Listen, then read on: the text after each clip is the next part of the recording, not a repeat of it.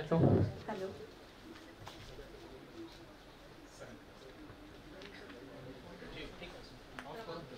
21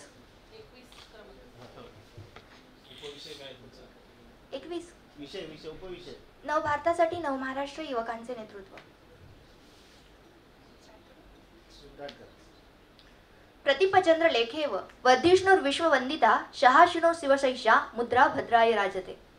जिच्या पोटी माझा जन्म झाला ती माता, जिच्यामध्ये माझा अंत होईल ती माती. अशा माता आणि मातीमध्ये फरक आहे तो फक्त एका वेलांटीचा. मात्र या वेलांटीतच मातेचे मातृत्व आणि मातीचे कर्तृत्व सामावलेले असते. अशा माता आणि मातीमध्ये फरक आहे तो फक्त एका वेलांटीचा.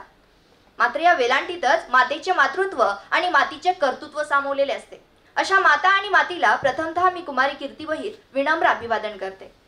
ज्यांच्या चेहऱ्यावर तेज आहे, ज्यांच्या देहामध्ये शक्ती आहे, ज्यांच्या मनगटामध्ये बळ आहे, जे सिंहासारखे निर्भय आहेत, ज्यांचं चारित्र्य शुद्ध आहे, जे व्यसनापासून मुक्त आहेत, ज्यांचं देशावर प्रेम आहे, आई वडिलांवर श्रद्धा आहे आणि ज्यांचं ध्येय उच्च आहे, असे स्वामी विवेकानंदांच्या स्वप्नातले सगळे युवक युवती बंधू आणि भगिनी आपणा सर्वांना मानाचा जय शिवराय. नव भारतासाठी नव महाराष्ट्र युवकांचे नेतृत्व हे केवळ घोषवाक्य नाही, तर एक स्वप्न आहे, एक क्रांती आहे. जे स्वप्न फक्त पाहायचं नाही तर साकारायचं आहे. आज आपण बोलतो आहोत नेतृत्वावर, सामाजिक सक्रियतेवर आणि महाराष्ट्राच्या पुनर्निर्माणातील युवकांच्या भूमिकेवर. पण याआधी दोन गोष्टी विचारात घ्यायला हव्या.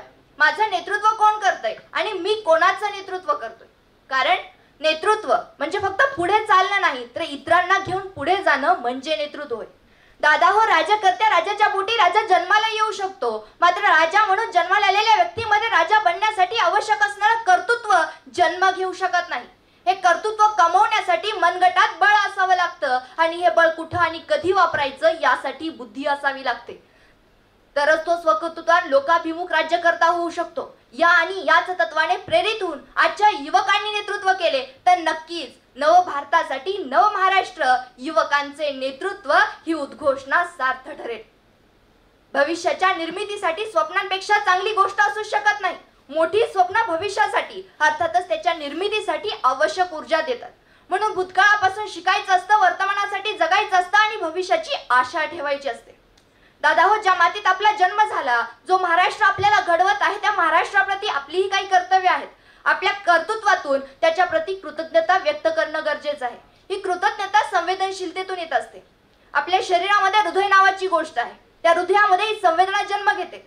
दुर्दैवाने अलीकडच्या काळामध्ये ही संवेदनाच हरवली की काय अशी परिस्थिती आजूबाजूला दिसते आहे. कारण सामाजिक सक्रियता म्हणजे फक्त आंदोलन नाही, तर ती असते संवेदनशीलता. कोणीतरी उपाशी आहे, त्याचं पोट भरलं का? कोणीतरी अन्याय सहन करतोय, त्याच्या बाजूला मी उभा आहे का? याचा विचार करणं ही अगत्याचं आहे. आपली भविष्यातील ओळख काय असावी याचे असे सुस्पष्ट चित्र भावी पिढ्यांपुढे अगदी घटनात्मक स्वरूपात असले पाहिजे.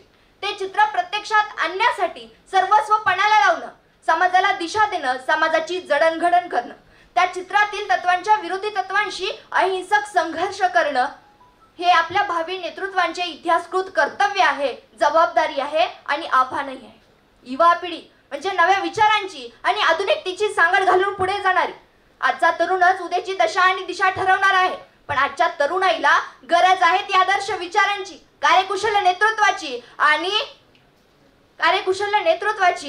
आणि दिशाहीन झालेल्या तरुणाला पुढे मार्गदर्शन करण्याची.